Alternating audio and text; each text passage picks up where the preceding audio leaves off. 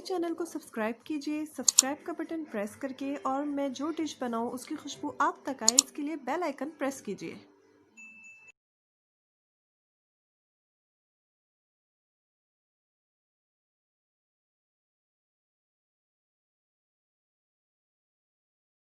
Bismillahirrahmanirrahim. Assalamu alaikum YouTube family.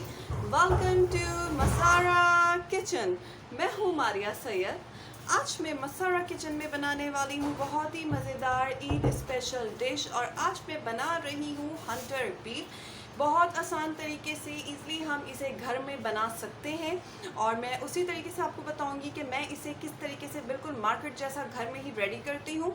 तो इसे बनाने के लिए सबसे पहले मैंने यहाँ पे 3 पाव के करीब जो है वो लिया है गोश्त का पीस। ये मैंने बीफ लिया है, ऑलरेडी वॉश्ड माई हैंड। ये देखें इतना, इसकी देखें इस तरह का मैंने यहाँ पे पूरा इसका पीस ले लिया है, जिसका वेट जो है 3 पाव के करीब ये वेट है। इसमें जो मसालों में जाएंगे यहाँ पे 1/4 टीस्पून ऑरेंज फूड कलर, जिसको हम जर्दे का रंग कहते हैं। यहाँ पे मैंने लिया है 3 फुल टीस्पून लाल मिर्चों का पाउडर, 4 फुल टीस्पून गरम मसाले का पाउडर। ये होममेड गरम मसाला है, इसकी रेसिपी आपको मसारा किचन के ही चैनल पे मिल जाएगी। डिस्क्रिप्शन पे भी इसका लिंक आपको दे दूंगी, तो इससे आपको पता चल जाएगा कि मैं गरम मसाला घर में किस तरीके से रेडी करती हूँ।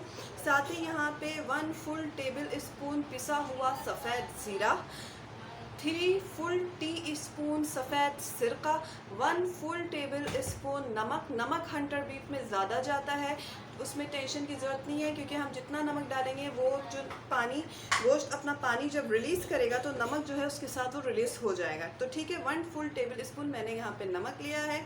यहाँ पे 3 फुल टेबल स्पून पपीते का पेस्ट लिया है, 2 फुल टेबल स्पून अदरक लहसुन का पेस्ट, 1 टीस्पून पिसी हुई काली मिर्चें, और यहाँ पे मैंने टार्ट्रिक एसिड लिया है, जिसको हम टाट्री भी कहते हैं। ये मैंने ली है 1/4 टीस्पून, इससे ज़्यादा ये ऐड नहीं करना है। ठीक है, तो चलें फिर रेसिपी की तरफ चलते हैं, किस तरीके से मज़ेदार हंटर बीफ रेडी होगा। अभी सबसे पहले मैंने यहाँ पे एक फोक लिया है, कांटा लिया है, और इससे जो है मैं अच्छी तरीके से गोश्त में जो है इसको मैं कर रही हूँ। देखिए इस तरीके से इसको पंच कर दें अच्छी तरीके से, ताकि जब हम स्पाइसेस इसमें लगाएं तो वो इसमें अच्छे से लग जाएं। ठीक है, ये देखें बोथ साइड में से टर्न करके अच्छे से लगा देती हूँ, कर देती हूँ। ये देखें, चलें अब मैं इसको मैरिनेट करूँगी। कांटों से मैंने अच्छी तरीके से इसमें सुराख कर दिया है। ठीक है, अब इसे मैरिनेट करूँगी। सबसे पहले इसमें जाएगा नमक। ठीक है, नमक मैंने पहले भी कहा है कि इसमें ज़्यादा ही नमक जाएगा, क्योंकि जब हम इसको रेस्ट देंगे, एटलीस्ट इसको 8 आवर के लिए फ्रिज में रखेंगे, तो इसका जो पानी रिड्यूस होगा तो उसके साथ नमक निकल जाएगा, और उतना ही नमक रहेगा जितना नॉर्मल इसमें रहना चाहिए। ठीक है जी, चलें जी, नमक लग चुका है इसमें अच्छे से, नमक जो है हमने लगा दिया है, सही है। और फिर अब इसमें सफ़ेद ज़ीरा ऐड कर दें, गरम मसाले का पाउडर, लाल मिर्चों का पाउडर, फूड कलर। इससे बहुत खूबसूरत सा अच्छा सा हंटर बीफ में जो है एक कलर आ जाएगा, ये ऐड करते हैं। यहाँ पे किसी भी काली मिर्चों का पाउडर जाएगा इसमें, साथ ही इसमें हम ऐड कर देंगे टार्ट्रिक एसिड। ठीक है, अभी ये जो ड्राई स्पाइसेस हमने ऐड किए सबको डाल के अच्छे से मीट के जो पीस है इसमें लगा देते हैं, बोथ साइड इसको अच्छे से लगा दें। इसको देखें, बहुत अच्छा सा मसालेदार स्पाइसे वाला ये चटपटा सा बनता है। वैसे भी ईद में हम होते हैं कि गेस्ट आ रहे होते हैं, उन्हें हमें रिफ्रेशमेंट, जाहिर सी बात है ये ईद उल अज़हा है तो ये गोश्त का त्यौहार है, तो इसमें तो हमें कुछ मीठी रिफ्रेशमेंट में रखना होता है। तो ये भी बनाने के लिए बहुत अच्छी डिश है कि हंटर बीफ बना दिया, इसके पीस कट किए, फ्राई किया, उसको हम सर्व कर सकते हैं। सही है, ये देखें इसको लगा रही हूँ अच्छे से, ये लग चुका है। जो मसाला बचा, अभी हम ये जो पेस्ट डालेंगे इसमें ये एक अच्छा सा लिक्विड बनके इसमें और अच्छे से ये लग जाएगा। अब मैं इसमें ऐड करूँगी यहाँ पे जो गार्लिक जिंजर पेस्ट है, अदरक लहसुन का पेस्ट, साथ ही इसमें जाएगा पपीते का पेस्ट। पपीते का पेस्ट जो है डालना बहुत ज़रूरी है, इसके बिना ये फ्लेवर नहीं देगा। ठीक है, और साथ ही इसमें ऐड कर दिया है मैंने सफ़ेद सिरका, और इन सब चीज़ों को डाल के अच्छी तरीके से गोश्त में लगा लें। ताकि सारा मसाला जो है वो अच्छे से गोश्त में लग जाए।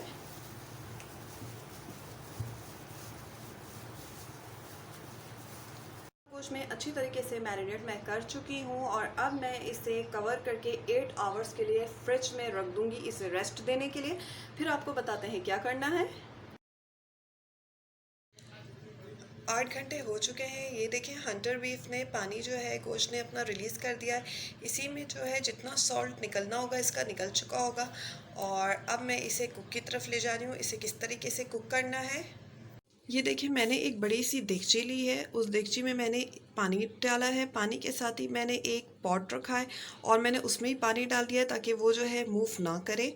और अब इसके ऊपर जो है वो मैं ये इस तरीके का जो तसला होता है ये मैं रख रही हूँ। ये देखें, इसमें जो है जाली सी बनी हुई है ताकि गोश्त जो भी अपना पानी रिलीज़ करेगा वो इससे जो है नीचे गिरता जाए और हमें जो है मीट जो है वो बिल्कुल ड्राई मिले। और इसके ऊपर जो है वो मैं मैरिनेट किया हुआ गोश्त रख दूँगी। ये मैं इस पर ये गोश्त मैंने रख दिया हुआ है, सही है। और अब मैं इसे कवर करके फुल हीट पे तब तक रखूँगी जब तक ये जो साइड्स पे पानी है ये बॉयल हो जाता है। और उसके बाद मैं इसको बिल्कुल स्लो हीट पे रख के इसको कुक होने भी मैं 4 आवर के लिए रहने दूँगी ताकि मीट जो है वो अच्छी तरीके से कुक हो जाए। फिर आपको दिखाते हैं। 4 घंटे हो चुके हैं। हंटर बीफ रेडी हो चुका है। देखें, यहाँ पे जस्ट मीट का पीस रह गया, गोश्त का टुकड़ा रह गया है। बाकी सारा मसाला जो है वो इससे निकल चुका है, सारा पानी ख़त्म हो चुका है। अब मैं इसे निकाल के दिखाती हूँ। मज़ेदार हंटर बीफ तैयार हो चुके हैं। अब मैं इसके यहाँ पे आपको स्लाइसेस कट करके दिखा देती हूँ किस तरीके से इसको कट करना है। बहुत गर्म हो रहा है इस वक्त ये, लेकिन देखें कितने अच्छे से, देखें ये देखें कितने अच्छे से इस तरह से इसके स्लाइसेस जो हैं उसे कट कर लेते हैं। ये देखें इस तरीके से इसके अच्छे से स्लाइसेस कट कर लें। अगर आपको इसको सर्व करना है तो आप इसको फ्राई करके भी सर्व कर सकते हैं। अब मैं इसके प्रेजेंटेशन करके आपको दिखाती हूँ।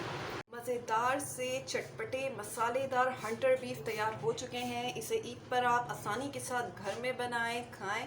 बहुत मज़ेदार ये बने हैं। इसके साथ ही अगर आपको मेरी रेसिपी पसंद आई है तो इसे लाइक करें और अगर आपने अब तक मेरे चैनल को सब्सक्राइब नहीं किया तो प्लीज़ उसे सब्सक्राइब करें। दुआओं में याद रखिएगा। इजाज़त दीजिए। अल्लाह हाफ़िज़।